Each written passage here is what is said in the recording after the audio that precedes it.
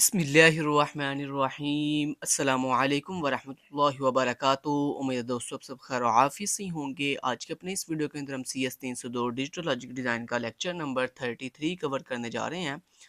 दोस्तों, इस लेक्चर की समझ आपको तब आएगी जब आपने प्रीवियस लेक्चर 29 भी अच्छे से कवर किया हो और उसी के साथ साथ आपने प्रीवियस जो लेक्चर था लेक्चर नंबर 32 उसके लास्ट पे ये जो टॉपिक हमने पढ़ा था ना लेक्चर नंबर 32 के लास्ट पे स्टेट रिडक्शन वाला, ये वाला स्टेट रिडक्शन, जिसमें मैंने आपको ये सिखाया था कि आपके पास अगर मान लो किसी भी अगर मशीन की स्टेट्स दी जाएं और उन स्टेट्स को ये देखें, ये स्टेट रिडक्शन वाला जो टॉपिक है जो हमने प्रीवियस लेक्चर की लास्ट पे पढ़ा था लेक्चर नंबर 32 की लास्ट पे, ये वेरी वेरी इंपॉर्टेंट है। आपने इसको अच्छे से कवर करना है और इसके अंदर आपको स्टेट रिडक्शन कैसे की जाती है इसकी समझ होनी चाहिए और उसी के साथ साथ आपको स्टेट असाइनमेंट की समझ होनी चाहिए।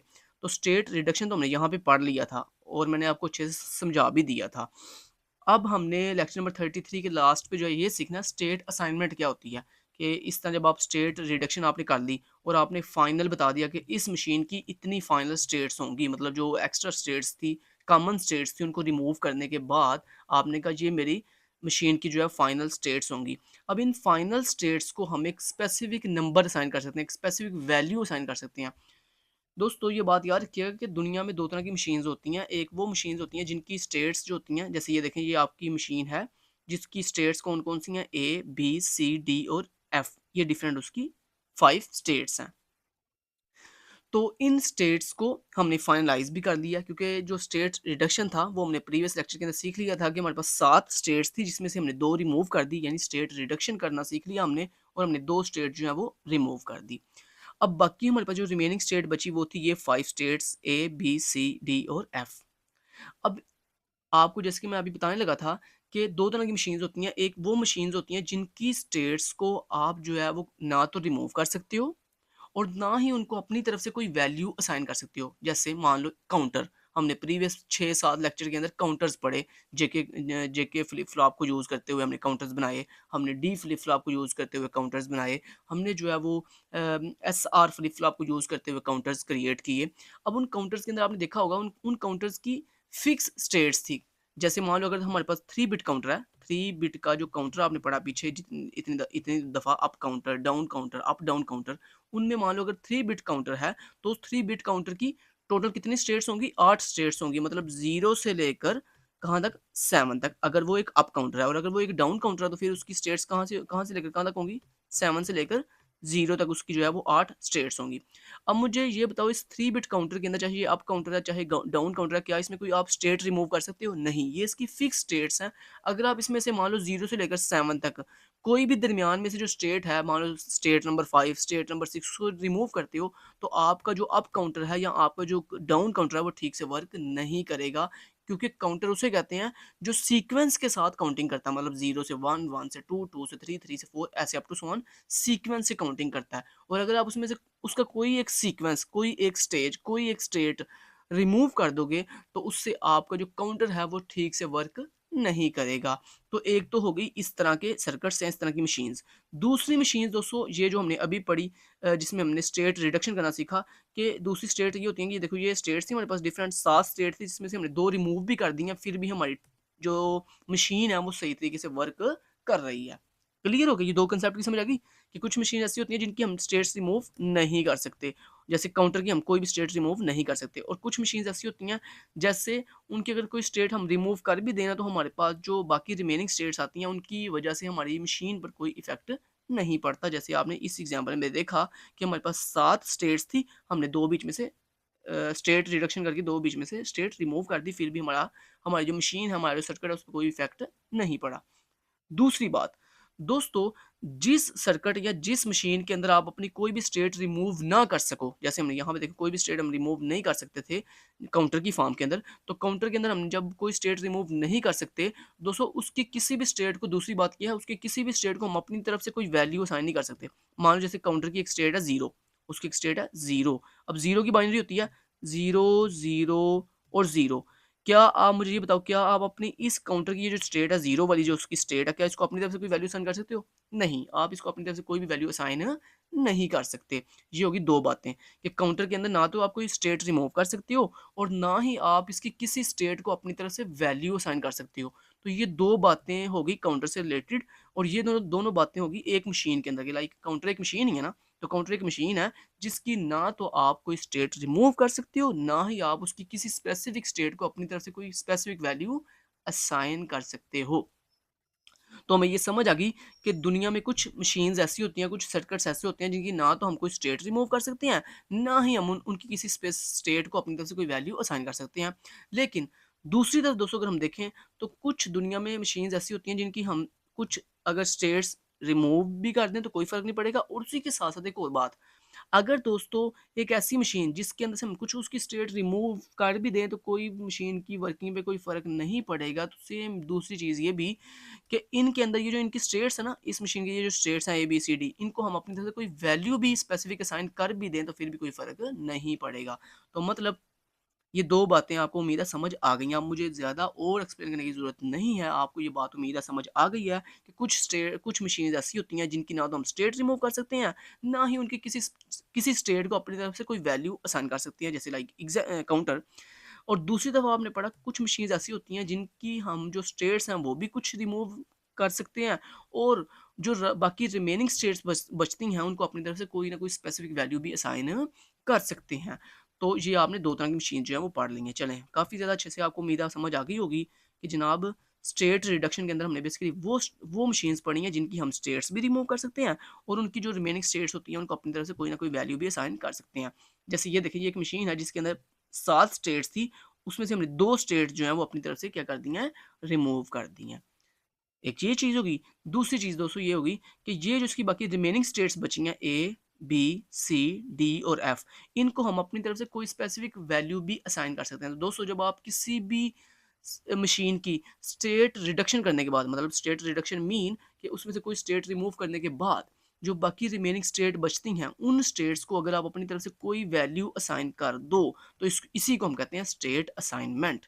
कि हमने एक मशीन की जो डिफरेंट स्टेट्स हमारे पास आई थी, जैसे यहाँ पे डिफरेंट स्टेट्स आई हैं इस मशीन की A, B, C, D, F, इनको हमने अपनी तरफ से कोई ना कोई वैल्यू जो है स्पेसिफिक क्या कर दिया है, असाइन कर दिया है। इसी कंसेप्ट को हम कहते हैं स्टेट असाइनमेंट।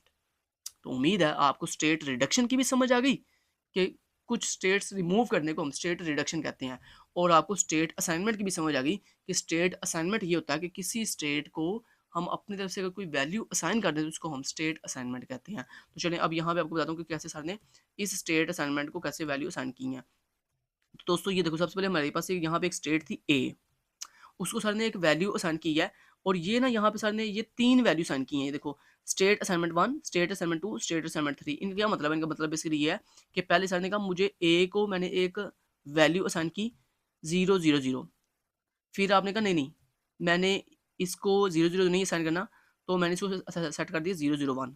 ये भी वैल्यू ये आपने पहले ये जो 0 0 0 है ये किसको असाइन किया? ए को।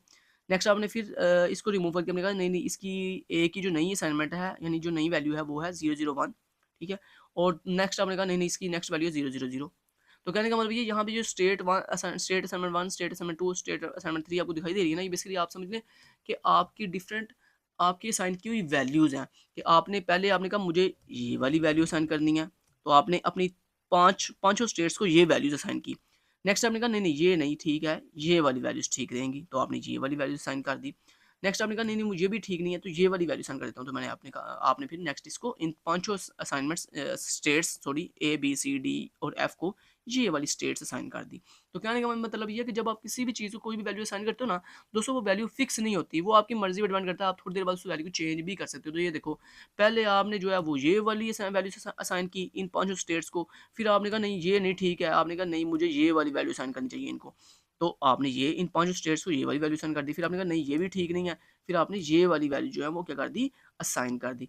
अब कहने का मतलब दोस्तों यहाँ पे ये है कि जब आपने इनको 3 डिफरेंट वैल्यूज असाइन की हैं, ठीक है, तो उस में फिर क्या होगा कि इनके जो सर्किट्स बनेंगे ना वो तीनों डिफरेंट बनेंगे। मतलब जब आपने ये वाली वैल्यूज अगर असाइन करोगे ना इन स्टेट्स को, तो इनकी जो डायग्राम बनेगी ना वो डिफरेंट होगी।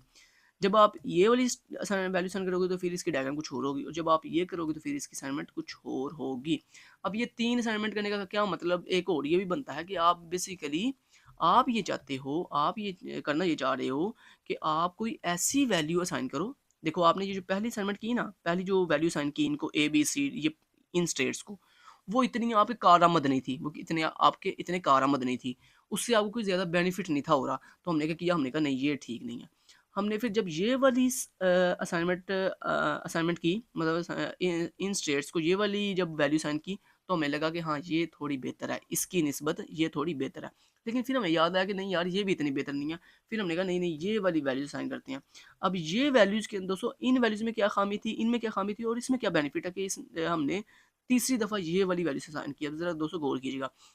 एक वो दोस्तों बात याद रखिएगा कि आप हमेशा जब भी किसी भी स्टेट को कोई भी वैल्यू असाइन करते हो ना, तो वैल्यू इस तरह से असाइन की जाती हैं, वैल्यूज इस तरह से असाइन की जाती हैं कि उनके अंदर जो बिट्स का डिफरेंस आ रहा है ना, वो थोड़े से थोड़ा हो, मतलब डिफरेंस थोड़ा हो, बिट्स चेंज कम से कम हो। जितनी दोस्तों बिट्स कम से कम चेंज होंगी, उतना ज़्यादा हमारा जो सर्किट है वो सिंप्लीफाई बनेगा। और जितनी आप जो स्टेट्स को आप वैल्यूज असाइन कर रहे हो, अगर उन वैल्यूज के अंदर जो बिट्स हैं, जो बिट्स आप यूज़ कर रहे हो, अगर उन बिट्स में ज़्यादा डिफरेंस आ रहा है, मतलब किसी में 2 बिट का डिफरेंस आ रहा है, किसी में 1 बिट का डिफरेंस आ रहा है, तो उससे आपको जो सर्किट बनेगा ना, वो ज़्यादा कॉम्प्लेक्स बनेगा। तो यही वजह, उम्मीद है अब आपको समझ आ जाएगी कि हमने यहाँ पे ये वाली जो फर्स्ट 2 असाइनमेंट थी, इनको निग्लेक्ट करके हमने ये तीसरी असाइनमेंट क्यों की है, ताकि हमारा जो सर्किट है वो थोड़ा सिंप्लीफाइड हो जाए। अब दोस्तों अगर आप यहाँ पे गौर करो, देखो हमने यहाँ पे जो ए स्टेट को जो वैल्यू सेंड की वो थी 000।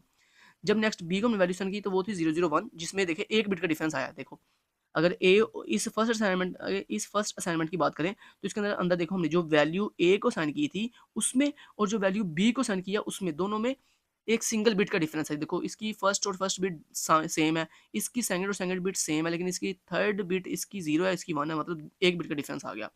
उसके बाद दोस्तों अगर आप यहाँ पे देखो, तो यहाँ पे आपकी जो, आप गौर कीजिएगा कि यहाँ पे क्या हुआ कि यहाँ पे जब आपने बी और सी से अगर आप देखो, तो बी के अंदर भी बी के अंदर और सी के अंदर सिर्फ एक 2 बिट का डिफरेंस आ गया। देखो यहाँ पे इसकी सेकंड बिट 0 है, इसकी थर्ड बिट क्या है, 1 है।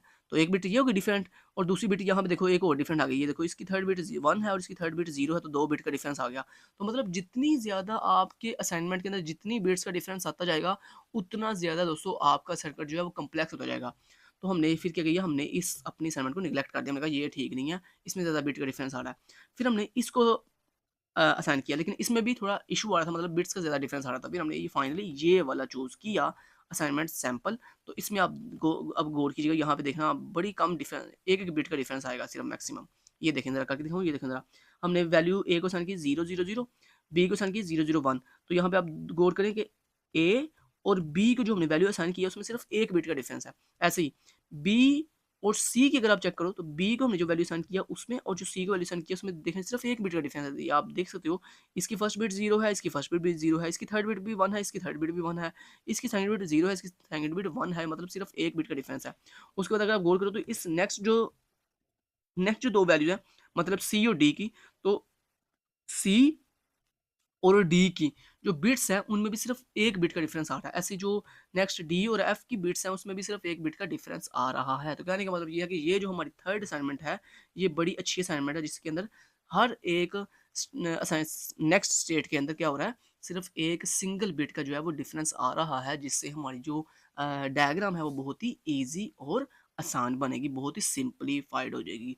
तो ये दोस्तों इतनी लंबी चीज़ें बताने का आपको मकसद था कि ये चीज़ मैं आपको डायरेक्ट भी 1 सेकंड में बता देता था कि जनाब हमने ये पहली असाइनमेंट की, ये हमें पसंद नहीं आई, दूसरी की ये भी पसंद नहीं आई, तीसरी ये की, तो बस इसको रटा लगा लो।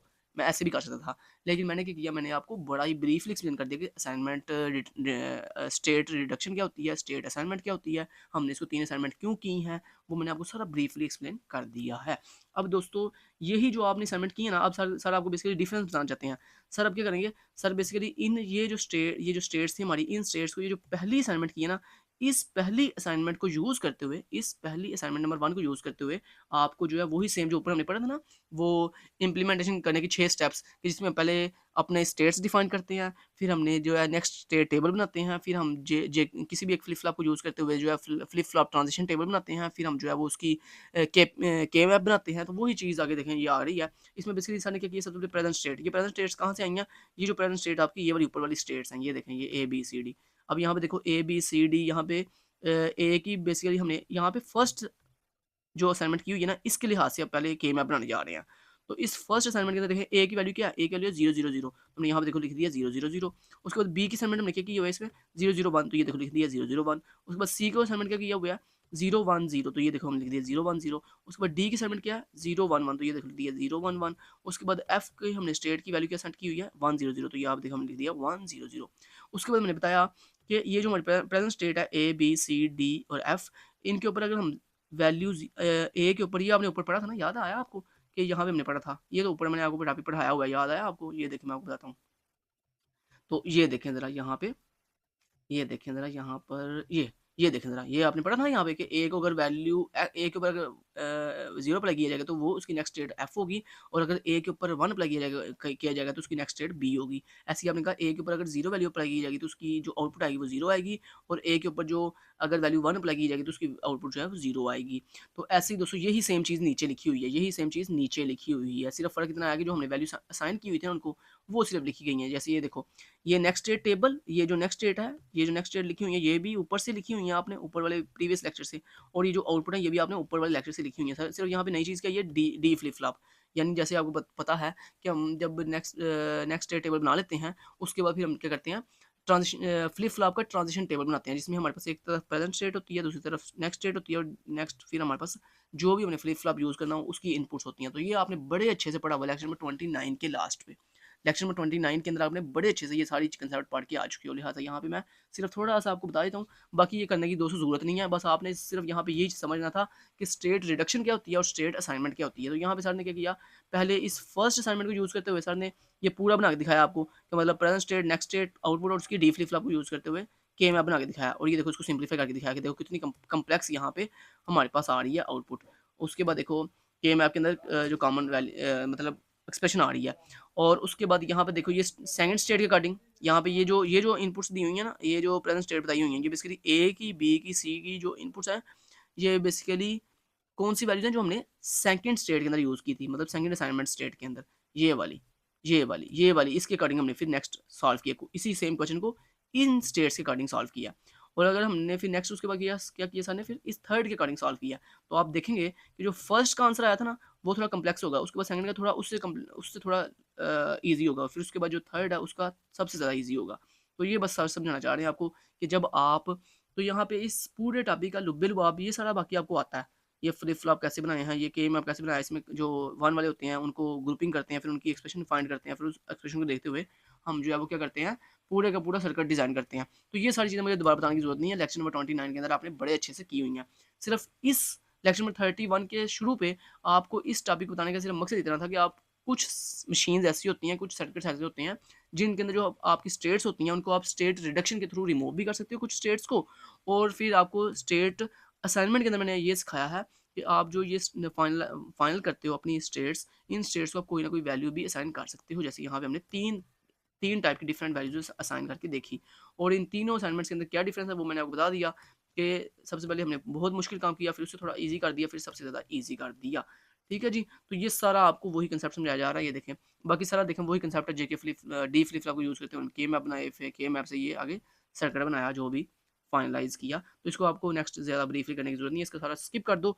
सिर्फ जो चीज़ आपने करनी थी वो ये थी, लेक्चर नंबर 32 के लास्ट पे स्टेट रिडक्शन क्या होती है, और उसके बाद लेक्चर नंबर 33 के फर्स्ट पे आपको सिर्फ इतना पता हो कि स्टेट असाइनमेंट क्या होती है, हम किस तरह से डिफरेंट स्टेट्स को डिफरेंट वैल्यूज असाइन करते हैं, और वैल्यू असाइन इस तरह से करनी चाहिए कि आपकी एक स्टेट से दूसरी स्टेट में जब आप जाओ तो मैक्सिमम एक बिट का डिफरेंस आए, एक से ज़्यादा बिट का डिफरेंस ना आए। समझ आ गई बात की? चलिए, तो बाकी ये सारा यहाँ तक स्किप कर दें। उसके बाद यहाँ पे हम आ जाते हैं नेक्स्ट, जो हमारा इंपॉर्टेंट दोस्तों टॉपिक था इस लेक्चर का, वो था मोरे मशीन। अब ये मोरे मशीन दोस्तों क्या होती है, मोरे मशीन दोस्तों एक ऐसी मशीन होती है जिसके अंदर जो डिफरेंट स्टेट्स होती हैं ना, उसकी जो डिफरेंट उसकी स्टेट्स होती हैं, उन स्टेट्स को वर्क करने के लिए, यानी एक स्टेट से नेक्स्ट स्टेट पे जाने, करंट स्टेट से नेक्स्ट यानी स्टेट पे जाने के लिए आपको कोई भी external input, external, E stand for external और आई स्टैंड फॉर इनपुट, मतलब कोई भी आपको एक्सटर्नल इनपुट की जरूरत नहीं पड़ती। जैसे आपको, अगर आपने दोस्तों गौर किया हो तो हमने जो प्रीवियस काउंटर्स पढ़े थे, अप काउंटर, डाउन काउंटर या अप डाउन काउंटर, उसमें क्या हो रहा था, उसमें मान लो अगर आपकी प्रेजेंट स्टेट 0 है तो आपकी नेक्स्ट स्टेट क्या होगी, 1 होगी। अगर आपकी प्रेजेंट स्टेट 1 है तो उसकी नेक्स्ट स्टेट क्या होगी, 2 होगी। लेकिन दोस्तों इस प्रेजेंट स्टेट से इस नेक्स्ट स्टेट पे जाने से के लिए आपको एक्सटर्नल इनपुट की ज़रूरत पड़ती थी। तो दो डिफरेंस है इसमें, मोरे मशीन में और पीछे जो आपने काउंटर्स पढ़े हैं उनमें दो डिफरेंस है। पहला डिफरेंस ये है कि आपको काउंटर्स के अंदर एक स्टेट से दूसरी स्टेट पे जाने के लिए एक्सटर्नल इनपुट की जरूरत पड़ती थी, मतलब जब जब तक फ्लिप फ्लॉप के ऊपर नेक्स्ट इनपुट नहीं आनी तब तक आप नेक्स्ट स्टेट में मूव नहीं थे करते। तो एक दो डिफरेंस ये हो गया कि आपको पीछे जो टॉपिक्स पढ़े हैं उनके अंदर आपको एक स्टेट से दूसरी स्टेट में मूव करने के लिए क्या करना पड़ता था, एक्सटर्नल इनपुट की जरूरत पड़ती थी। लेकिन मोड़े मशीन में आपको एक्सटर्नल इनपुट एक स्टेट से दूसरी स्टेट पे नेक्स्ट स्टेट पे जाने के लिए आपको एक्सटर्नल इनपुट की जरूरत नहीं पड़ती। दूसरा जो दोस्तों डिफरेंस है वो ये है कि काउंटर्स के अंदर ना जो स्टेट्स होती हैं वो सीक्वेंस से चलती हैं, मतलब पहली स्टेट 0, फिर 1, फिर 2, फिर 3, फिर 4, फिर 5, फिर 6 और फिर 7। और अगर यही डाउन काउंटर है तो फिर 7 से 6, 6 से 5, 5 से 4, 4 से 3, 3 से 2, 2 से 1 और 1 से 0। तो ये आप दोस्तों अगर आप गौर करो तो काउंटर्स के अंदर क्या हो रहा है, काउंटर्स के अंदर और मोड़े मशीन में जो दूसरा डिफरेंस है वो ये है कि यहाँ पे देखें ये जो स्टेट्स हैं ये सीक्वेंस से चल रही हैं। देखो सीक्वेंस से मतलब 0 के बाद 1, 1 के बाद 2, 2, मतलब एक प्रॉपर सीक्वेंस से जो है वो स्टेट्स मूव कर रही हैं एक से नेक्स्ट, नेक्स्ट से नेक्स्ट, नेक्स्ट से नेक्स्ट। लेकिन दोस्तों जो मोरे मशीन है ना इसमें आप गौर करें, ये आपकी फर्स्ट स्टेट है जो कि क्या है 0, 1, 1। अब ये 3 की बाइनरी है।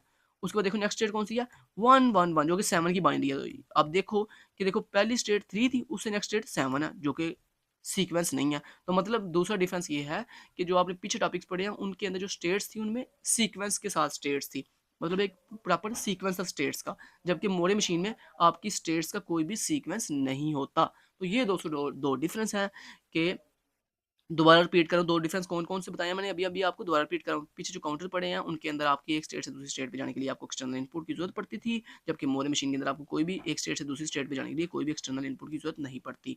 दूसरा डिफरेंस ये था, काउंटर्स के अंदर जो आपके पास स्टेट्स थी, उनका एक प्रॉपर सीक्वेंस था, जबकि मोरे मशीन में जो आपके पास स्टेट्स हैं, इनका कोई भी सीक्वेंस नहीं है। तो उम्मीद करता हूँ आपको मोरे मशीन में और काउंटर्स में फ़र्क समझ आ गया होगा। बाकी दोस्तों सेम वही कांसेप्ट है जो हमने काउंटर्स में पढ़ा था कि मतलब पहले आप स्टेट्स डिफाइन करो। अब देखो मोड़े मशीन की हम पहले स्टेट्स डिफाइन करेंगे तो ये याद आया वो 6 स्टेप्स। पहले आप स्टेट्स डायग्राम बनाओगे, फिर आप जो है नेक्स्ट स्टेट टेबल बनाओगे, फिर आप फ्लिप फ्लॉप ट्रांजिशन टेबल बनाओगे, फिर आप चौथे स्टेप के ऊपर आप के मैप बनाओगे, पांचवें स्टेप के ऊपर आप उसकी इक्वेशन ड्रा करोगे, फिर छठे स्टेप के ऊपर आप उसकी सर्किट डायग्राम बनाओगे। तो ये 6 स्टेप जो आप लेक्चर नंबर 29 के से पढ़ते आ रहे हो और अभी तक ये कंसेप्ट चल रहा है, वही 6 स्टेप्स। दोस्तों सेम वही कंसेप्ट है। बाकी 6 स्टेप्स वही हैं जो आपने काउंटर्स में पढ़े थे। आप काउंटर डाउन, काउंटर और सब के अंदर जो 6 स्टेप्स पढ़े थे, वही 6 स्टेप्स यहाँ पे वहाँ पे भी थे और यहाँ पे मोरे मशीन को इम्प्लीमेंट करने के लिए भी वही 6 स्टेप्स हैं। तो बाकी जो 2 डिफरेंस है वो मैंने आपको बता दिए हैं। बाकी सारा देखें वही है। ये देखें अब सबसे पहले क्या होगा, पहले होगा कि मोड़े मशीन के हम स्टेप्स डिफाइन करें, स्टेट्स डिफाइन करेंगे स्टेट डायग्राम के थ्रू। देखें ये पहली स्टेट है 0, 1, 1 जो कि 3 की बाइनरी है। उसके बाद नेक्स्ट स्टेट कौन सी है 1, 1, 1 जो कि 7 की बाइनरी है। उसके बाद नेक्स्ट स्टेट है 0, 0, 1 जो कि 1 की बाइनरी है। उसके बाद 0, 10 ये 2 की बाइनरी है। नेक्स्ट स्टेट कौन सी है 100 जो कि 4 की बाइनरी है। फिर नेक्स्ट स्टेट है 1, 1, 1, 1, 1, 0 जो कि 6 की बाइनरी है। तो आप देख सकते हैं कि हमने क्या किया, सबसे पहले हमने अपनी मोरे मशीन का स्टेप नंबर 1 यानी स्टेट डायग्राम यानी मशीन डायग्राम जो है वो क्रिएट की है। तो ये उसकी स्टेट डायग्राम बना ली। अब इस स्टेट डायग्राम को देखते हुए हम इसका नेक्स्ट स्टेट टेबल बनाएंगे। तो नेक्स्ट दोस्तों टास्क क्या है, नेक्स्ट टास्क ये है कि हम मोरे मशीन का नेक्स्ट स्टेट टेबल बनाएंगे। तो ये देखें ये इसकी प्रेजेंट स्टेट है। प्रेजेंट स्टेट के अंदर ये आप देख सकते हो कि उसकी प्रेजेंट स्टेट मान लो अगर 0, 1, 1 है, 0, 1, 1 यानी ये स्टेट है उसकी प्रेजेंट स्टेट। ठीक है, ये उसकी प्रेजेंट स्टेट है 0, 1, 1। तो उसकी नेक्स्ट स्टेट ये वाली होगी 1, 1, 1। ठीक है, मुझे कैसे पता चला कि अगर प्रेजेंट स्टेट ये है तो उसकी नेक्स्ट स्टेट ये होगी। तो देखें दोस्तों वो तो मुझे ऊपर से पता चल गया। ये देखें अगर प्रेजेंट स्टेट 0, 1, 1 है तो उसकी नेक्स्ट स्टेट क्या होगी, नेक्स्ट स्टेट देखें नेक्स्ट स्टेट क्या होगी 1, 1, 1। तो यही यही तो नीचे लिखा हुआ है आपने। मतलब यहाँ से देखिए पेपर में अगर सर ये क्वेश्चन आपको देते हैं तो कैसे देंगे, मतलब ये स्टेट्स आपको गिवन होंगी, आप जो है इसकी फिर ये सर कह सकते हैं कि इस स्टेट डायग्राम को देखते हुए ये नेक्स्ट स्टेट टेबल ड्रा करो। तो उसमें क्या करोगे, उसमें देखो चूंकि 3 बिट है, ऊपर कितनी बिट है, हर स्टेट के अंदर 3 बिट्स हैं। तो आपने क्या किया Q2, Q1 एंड Q0, ये आपकी बेसिकली आउटपुट्स हैं जिसमें 3 बिट्स आ रही हैं। ठीक है, तो ये आउटपुट बेसिकली रिप्रेजेंट कर रही हैं कि बेसिकली आपके पास 3 फ्लिप फ्लॉप हैं। कितने फ्लिप फ्लॉप हैं, 3 फ्लिप फ्लॉप हैं। ऐसी नेक्स्ट स्टेट टेबल के अंदर भी 3 आउटपुट है, मतलब जो ये शो कर रही है कि आपके पास 3 फ्लिप फ्लॉप है। तो इनमें 3 फ्लिप फ्लॉप के अंदर ये आपकी फर्स्ट फ्लिप फ्लॉप की आउटपुट है, ये सेकंड फ्लिप फ्लॉप की आउटपुट है और ये थर्ड फ्लिप फ्लॉप की आउटपुट है। और ये हमने ऊपर से देख लिखा है। ये देखें ये करंट स्टेट ये हो तो नेक्स्ट स्टेट ये बनती है। ऐसे ही देखो अगर करंट स्टेट हो हमारे पास 1, 0, 0 तो ऊपर जाके देखें उसकी नेक्स्ट स्टेट क्या होगी भला। तो स्टेट डायग्राम में ये देखें 1, 0, 0 मतलब ये करंट स्टेट हो तो नेक्स्ट स्टेट कौन सी बनती है, ये वाली 1, 1, 0। देखते हैं क्या यही है 1, 1, 0, 1, 1, 0। तो ये देखो 1, 1, 0। ठीक है, तो मतलब ऊपर से देख हमने स्टेट डायग्राम को देखकर ये टेबल ड्रा कर दिया है। क्लियर हो गया? तो ये दोस्तों आपको आपको ये नेक्स्ट स्टेट टेबल बनाना आना चाहिए कि अगर आपको ये वाली इस तरह से स्टेट डायग्राम दी गई है तो आपको इसका क्या बनाना आना चाहिए? आपको इसका नेक्स्ट स्टेट टेबल ये वाला बनाना आना चाहिए। और ये तो हमने बड़ी देर पहले भी लेक्चर नंबर 29 के लास्ट पे भी देखा था। उसके बाद दोस्तों इसी नेक्स्ट स्टेट टेबल को देखते हुए आपने यहाँ पे क्या किया कि फंक्शनल टेबल यानी के map table, input table draw किया है। तो इसके अंदर हमने कौन से फ्लिप फ्लॉप को यूज़ किया? पहले आपको आपको याद होगा मैंने आपको बताया था प्रीवियस लेक्चर में भी कि जब आप ये वाला जेके फ्लिप फ्लॉप का ट्रांज़िशन टेबल बनाते हो सॉरी ट्रांज़िशन टेबल कह रहा हूँ जेके इसका के में आपका इनपुट टेबल ड्रा जिसको हम फंक्शनल टेबल भी कहते हैं। जब ये ड्रा करते हो तो ये ड्रा करने के लिए पहले आपको ये पता होना चाहिए कि आपने कौन सा फ्लिप फ्लॉप यूज़ करना है। तो हमने यहाँ पे जेके फ्लिप फ्लॉप यूज़ किया। उसके बाद ये जो ऊपर हमने टेबल बनाया था वही सेम हमने बनाया। ये देखो ये आपकी प्रेजेंट स्टेट की 3 कॉलम्स, तो ये देखें ये प्रेजेंट स्टेट के 3 कॉलम्स, ठीक है। उसके बाद ये नेक्स्ट स्टेट के 3 कॉलम्स जो कि ऊपर से देखिए आपने बनाया है, ये देखो। और उसके बाद ये आपकी जेके फ्लिप फ्लॉप जो आपका जेके फ्लिप फ्लॉप है उसके 3 फ्लिप फ्लॉप हमने इम्प्लीमेंट किए हुए हैं। तो ये आपका J0 K0 ये आपके फर्स्ट फ्लिप फ्लॉप है, फर्स्ट जेके फ्लिप फ्लॉप है। ये आपका सेकंड जेके फ्लिप फ्लॉप है और ये आपका थर्ड जेके फ्लिप फ्लॉप की इनपुट है।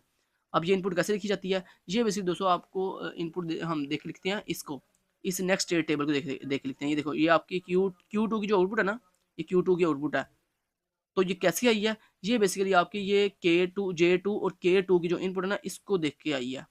उसके बाद ये Q2 Q1 की जो नेक्स्ट स्टेट आई है, ये बेसिकली आपकी आई है इस तरह से यहाँ से देखकर और ये यहाँ से देखकर, ठीक है। तो ये तो आपको ऊपर आपने पढ़ा है ऑलरेडी, याद आया? पढ़ के आ चुके हो आप ऊपर, बड़े अच्छे से ये चीज़ें पढ़ के आ चुके हो कि ये जेके फ्लिप फ्लॉप का input table basically basically sir आपको खुद भी प्रोवाइड कर सकते हैं।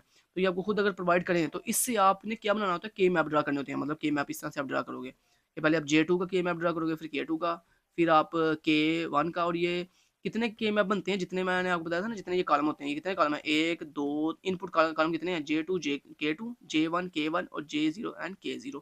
मतलब ये प्रेजेंट स्टेट और नेक्स्ट स्टेट को छोड़कर जो आपकी ये इनपुट है ना फ्लिप फ्लॉप की, इनके जितने कॉलम है ना उतने आपने के मैप बनाने हैं। तो यहाँ पे 6 कॉलम है, 1 2 3 4 5 6 कॉलम है, तो 6 जो है वो आपके के मैप बनेंगे। तो सेम तरतीब के साथ ये देखो J2 का पहले ये कॉलम आ गया और ये कॉलम कैसे ये के मैप आ गया। तो इस के मैप को कैसे फिल किया वो मैंने आपको ऑलरेडी समझाया हुआ है, वो आपको दोबारा बताने की जरूरत नहीं है। तो देखिए सारे कंसेप्ट वही हैं। तो ये देखें उसके बाद क्या किया, जो हमारे पास यहाँ पे एक इक्वेशन आएगी उसका हम ये सर्किट ड्रा कर देंगे। ये सर्किट भी ड्रा करना मैंने आपको बताया हुआ है लेक्चर नंबर 29 के लास्ट पे। तो यानी कहने का मतलब ये है, जो इस लेक्चर के अंदर जो कंसेप्ट था ना वो ये था कि सिर्फ आपको स्ट्रेट असाइनमेंट का समझ हो, आपको मोरे मशीन का पता हो और आपको इसके बाद एक मेले मशीन आने लगी है उसका पता हो। बाकी सारा कंसेप्ट वही है दोस्तों जो हमने लेक्चर नंबर 29 के अंदर पढ़ा था कि 6 स्टेप्स जो पढ़े थे उन 6 स्टेप्स को आपने फॉलो करना है। तो बाकी इसको मुझे अब ज़्यादा ब्रीफली और बताने की जरूरत नहीं है क्योंकि ये सारी चीज़ें आप ऑलरेडी लेक्चर नंबर 29 के अंदर बड़ा अच्छे से पढ़ के आ चुके हो। उसके बाद दोस्तों आता है नेक्स्ट मेले मशीन।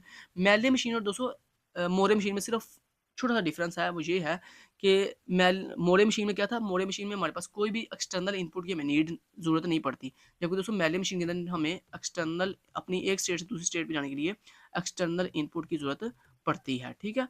तो ये सिर्फ एक डिफरेंस है। बाकी दूसरी जो चीज़ थी ना वो क्या थी भला, कि मोरे मशीन के अंदर आपकी जो स्टेट्स होती हैं वो उनका कोई सीक्वेंस नहीं होता और मेले मशीन में भी दोस्तों जो स्टेट्स होती हैं इनका भी कोई सीक्वेंस नहीं होता। ये भी विद जो है वो नॉन सीक्वेंस होती हैं, मतलब इनका कोई सीक्वेंस नहीं होता। तो यहाँ पे देख सकते हैं आप, ये देखो मेले मशीन के अंदर भी देखो, आप देखो ये स्टेट्स हैं, ये स्टेट्स हैं A B C D E और F, ये डिफरेंट स्टेट्स हैं और इन स्टेट्स का कोई भी एक सीक्वेंस नहीं है, यानी ये विदाउट सीक्वेंस है। उसके बाद जो डिफरेंस मैंने आपको बताया वो क्या, बस इतना डिफरेंस याद रखना आपने मोरे मशीन के अंदर और मेले मशीन में। जो चीज़ कॉमन है वो ये है कि उसमें भी कोई सीक्वेंस नहीं होता स्टेट्स का और मेले मशीन में भी कोई स्टेट्स का सीक्वेंस नहीं होता। लेकिन मोरे मशीन के अंदर आपको एक्सटर्नल इनपुट की ज़रूरत नहीं पड़ती, जबकि इस मेले मशीन के अंदर आपको एक स्टेट से दूसरी स्टेट के लिए जाने के लिए एक्सटर्नल इनपुट की ज़रूरत पड़ती है। जैसे यहाँ पे दोस्तों आप देख सकते हो, ये देखो आपकी मान लो ये स्टेट है A और ये स्टेट है B। अब देखो आपने अगर कहता वो आपको बता लगे, अगर आपने स्टेट ए के ऊपर अगर 1 अप्लाई करोगे ना, ये आपको दिखाई दे रहा 1, थोड़ा सा जूम कर लेता हूँ इसको, ये आप देखो ज़रा, यहाँ पे आपको ये 2 वैल्यू दिखाई दे रही हैं। एक ये स्लैश, ये दरमियान में स्लैश लगी हुई है और स्लैश से पहले एक वैल्यू है और फिर स्लैश के बाद एक वैल्यू है। ये जो स्लैश से पहले है ये इसको इनपुट कहते हैं और ये स्लैश के बाद है इसको आउटपुट कहते हैं, जो कि मैंने आपको प्रीवियस लेक्चर 32 में भी बताया था जब मैंने आपको स्टेट रिडक्शन वाला टॉपिक करवाया था। तो यहाँ पे देखो दोस्तों, आपको ये बताना चाह रहा है कि जब हम इस मेले मशीन की ऊपर इनपुट 1 अप्लाई करेंगे ना, तो हम जो है वो B में मूव कर जाएंगे और उसके बाद इसकी जो आउटपुट आएगी वो आएगी 1 1 1। इसी तरह वो आपको बता रहा है यहाँ पे कि जब आप बेसिकली इस ए जो स्टेट है इसके ऊपर अगर 0 इनपुट अप्लाई करोगे, तो हम जो है वो वापस ए के ऊपर भी ए से ए के ऊपर ही मूव करेंगे, मतलब कहीं भी नहीं जा सकते, हम ए के ऊपर ही रहेंगे। और वो कहता है अगर इसके ऊपर ए के ऊपर 0 अप्लाई करोगे इनपुट, तो आपके पास जो आउटपुट आएगी वो 0 1 1 ये आएगी। ठीक है, तो बस ये चीज़ समझने वाली थी जो मैंने आपको बता दी है। बाकी देखो अब आगे वो मेले मशीन का आगे बताने जा रहे हैं कि मेले मशीन, अब इस मेले मशीन की स्टेट डायग्राम को देखते हुए अब आप यहाँ पे क्या करोगे, यहाँ पे अब आप इसकी नेक्स्ट स्टेट टेबल बनाओगे। तो ये देखो ये इसका नेक्स्ट स्टेट टेबल है, ये इसकी आउटपुट्स हैं, वही जो मैंने आपको भी ऊपर बताई हैं कि अगर प्रेजेंट स्टेट ए है तो ए के ऊपर अगर आप 0 अप्लाई करोगे तो आप ए के ऊपर ही रहोगे, अगर आप ए के ऊपर 1 अप्लाई करोगे तो आप बी पे चले जाओगे। ऐसे वगैरह कि अगर ए के ऊपर 0 अप्लाई करोगे इनपुट, तो आपके पास जो आउटपुट आएगी वो आएगी 0 1 1, और जब आप ए के ऊपर 1 अप्लाई करोगे तो आपके पास जो आउटपुट आएगी वो आएगी 1 1 1। ठीक है, तो ये तो ऊपर लिखा हुआ है सारा, स्टेट डायग्राम में हर चीज़ लिखी हुई है। देखिए स्टेट डायग्राम में हर चीज़ लिखी हुई है यहाँ पे कि अगर यहाँ पे 1 अप्लाई करोगे तो आप बी पे मूव कर जाओगे, नेक्स्ट स्टेट आपकी बी होगी। और अगर आप ए के ऊपर 0 अप्लाई करोगे तो आपके पास नेक्स्ट स्टेट ए ही होगी, क्योंकि आप देखो ये सर्कल घूम के वापस ए पे जा रहा है, जिसका मतलब ये है कि आप ए के ऊपर ही रहोगे अगर आप उसके ऊपर 0 अप्लाई करोगे। ऐसे ही ए के ऊपर अगर इनपुट 1 अप्लाई करोगे तो बस जो आउटपुट आएगी वो 1 1 1 आएगी, और अगर आप ए के ऊपर 0 अप्लाई करोगे तो आपके पास जो आउटपुट आएगी वो 0 1 1 0 1 1 आएगी। तो ये ऊपर से देखते देखते हुए हमने ये चीज़ बनाई है। उसके बाद मेले मशीन के अंदर नेक्स्ट आप क्या करोगे, नेक्स्ट आप स्टेट असाइनमेंट करोगे। स्टेट असाइनमेंट मीन कि ये जो आपकी स्टेट्स थी A B C D E और एफ, इनको आप वैल्यूज असाइन करोगे। वैल्यूज असाइन करने का तरीका आपको स्टार्ट में मैंने आपको बता दिया था, क्या बोला कि हमने ऊपर याद है हमने वो इन तमाम जो स्टेट्स हैं इनको डिफरेंट वैल्यूज असाइन की हुई थी, और वैल्यूज हमने इस तरह से असाइन की थी। यहाँ पे अब दोस्तों आपने असाइनमेंट नंबर 3 यूज़ करनी है, जो आपने स्टार्ट के ऊपर याद है, स्टार्ट के ऊपर आपने 3 असाइनमेंट अपनी स्टेट्स को डिफरेंट वैल्यूज असाइन की थी, असाइनमेंट 1 के साथ, असाइनमेंट 2 के साथ और असाइनमेंट 3 के साथ। जो आपने असाइनमेंट 3 के साथ यूज़ की थी ना, वही अब आपने यहाँ पे यूटिलाइज करनी है। असाइनमेंट 1 और असाइनमेंट 2 सिर्फ आपको समझाने के लिए की गई थी, उसको आप छोड़ दो अब। जो आपने असाइनमेंट नंबर 3 की थी ना कि ए को आपने वैल्यू दी क्या बोला, 0 0 और 0, बी को आपने वैल्यू दी 0 0 1, सी को आपने वैल्यू दी 0 1 1, और उसके बाद आपने डी को वैल्यू दी क्या बोला, डी को आपने वैल्यू दी, कौन सी बोला वैल्यू दी थी आपने डी को, 3 के बाद हाँ ये वैल्यू दी थी मेरे ख्याल से 1 1 1, हाँ ये वैल्यू दी थी आपने डी को। और उसके बाद ई को आपने क्या वैल्यू दी थी, ई को आपने वैल्यू दी थी मेरे ख्याल से, वो ऊपर आपने बल्कि लिखा हुआ है, अब मुझे सही से याद नहीं आ रहा, ये बल्कि नीचे लिखा भी होगा, बल्कि हाँ ये नीचे, ये देखो नीचे लिखा हुआ है, मैं भी खप रहे हैं, ये देखो नीचे लिखा हुआ। ए को हमने वैल्यू दी थी 0 0 0, बी को वैल्यू दी थी 0 0 1, सी को वैल्यू दी थी 0 1 1, और उसके बाद ऐसी 0 1 0, ये देखो मैंने यहाँ पे ये गलत लिख लिया हूँ। नेक्स्ट हमने हाँ 1 1 के बाद ये वाली वैल्यू दी, ये वाली वैल्यू नहीं दी हमने, ये वाली वैल्यू दी है 0 10, फिर उसके बाद 0 1 10, फिर उसके बाद हमने वैल्यू दी 100। तो इस तरह दोस्तों ये जो हमने असाइनमेंट नंबर 3 के अंदर जो वैल्यू दी थी ना अपने तीनों स्टेट, सारी स्टेट्स को, पांचों स्टेट्स को, वो हमने यहाँ पे लिख दी है। उसके बाद आगे आप यही ऊपर से देख के बता रहे हो कि अगर हम जीरो इस ये बेसिकली ए है, ये बेसिकली ए है, ये बी है, ये सी है, ये डी है आपका, ये ई है और ये एफ है। हाँ जी, ठीक है। और उसके बाद आप ऊपर से बता रहे हो देखकर क्या बोला कि अगर आप 0 के ए के ऊपर, मतलब इस ए के ऊपर, यहाँ पे अब ए है ना, तो ए के ऊपर अगर आप 0 अप्लाई करोगे तो आपके पास क्या आउटपुट आएगी, 0 ए आएगी। क्या आएगी, ए आएगी। तो देखो वही सेम हमने यहाँ पे लिख दिया। ये अब यहाँ पे बेसिकली ए बताया हुआ है ऊपर से देख के ही, ठीक है। तो यहाँ पे बेसिकली हमने सिर्फ दोस्तों इतना किया कि ये जो यहाँ पे हमने स्टेट्स के नाम लिखे हुए थे ना ए बी सी, यहाँ पे भी स्टेट्स के नाम, यहाँ पे भी स्टेट्स के नाम, सिर्फ फ़र्क इतना आया है कि इन तीनों कॉलम्स के अंदर हमने कोई चेंजिंग नहीं की, सिर्फ चेंजिंग इतनी सी की है कि जो नाम लिखे आ रहे थे ना ए बी सी, उनकी जगह पे हमने सिर्फ उनकी जो उनको जो वैल्यू असाइन की हुई थी ना, वो हमने वैल्यूज उनकी जगह पे सिर्फ पुट कर दी हैं। बाकी देखो सारी चीज़ वही है। क्लियर हो गया। अब जब ये आप ये नेक्स्ट टेबल बना लिया आपने, उसके बाद हम क्या करेंगे, इससे हम क्या करेंगे, नेक्स्ट करनौज मैप बनाएंगे। तो करनौज मैप के लिए सबसे पहले आपने क्या किया, प्रेजेंट स्टेट लिखी, फिर आपने नेक्स्ट स्टेट लिखी, फिर आउटपुट लिखी, और ये ऊपर आपने अभी अभी देख के आए हो। और सिर्फ अजाफी चीज़ हमने क्या किया कि पहले हमने जेके फ्लिप फ्लॉप की 3 जेके फ्लिप फ्लॉप यूज़ करके x इक्वल टू 0 वैल्यू के अकॉर्डिंग बनाया कि अगर इस प्रेजेंट स्टेट के ऊपर जीरो एक्स की वैल्यू 0 रखी जाएगी तो फिर हमारे पास जो जेके फ्लिप फ्लॉप की इनपुट्स हैं वो क्या होंगी। और उसके बाद फिर हमने कहा कि अगर हम अपने इसी प्रेजेंट स्टेट के ऊपर वैल्यू एक्स की 1 रखेंगे तो फिर हमारे पास जो ये जो जेके फ्लिप फ्लॉप की इनपुट्स हैं ये क्या होंगी। ठीक है, ये हम लिखी। उसके बाद इन्हीं इनपुट्स को देखते हुए हमने ये के मैप ड्रा किया। ये देखो यहाँ पे के मैप ड्रा हो रहा है, तो ये के मैप ड्रा करना आपको आता है। इन के मैप से हमने फिर क्या किया, हमने इनकी एक्सप्रेशन निकाली, फिर उनको इंप्लीमेंट करके हमने पूरे का पूरा एक सर्किट बना लिया।